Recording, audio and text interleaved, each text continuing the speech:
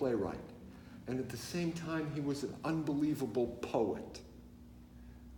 And he wrote those sonnets that'll break your heart.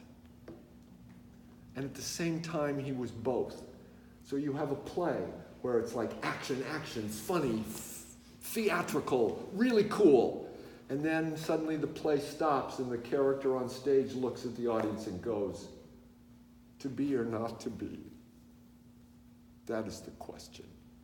And suddenly the poet comes out and says, we're going to playwright, just sit down for a minute. I need to talk as a poet. I need to say some things that are so far beyond where the Renaissance is even thinking. You don't get to say things like, to be or not to be, that is the question. You don't get to say that thought, even in the Renaissance. In the Middle Ages, you look at paintings in the Middle Ages, and the Middle Ages paintings are like this.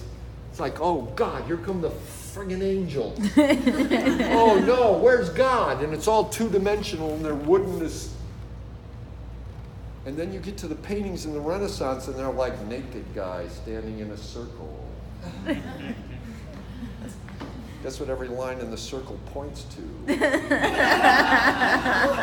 That's a Renaissance painting. Middle Ages are like, oh shit. Renaissance is like, yeah. Bring it on.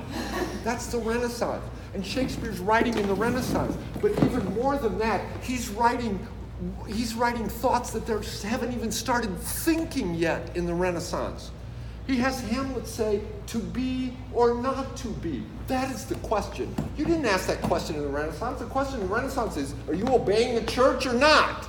It's not to be or not to be. It's you better behave.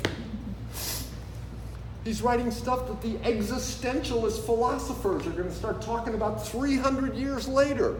He's going to have Iago say impossible things like, I am not what I am.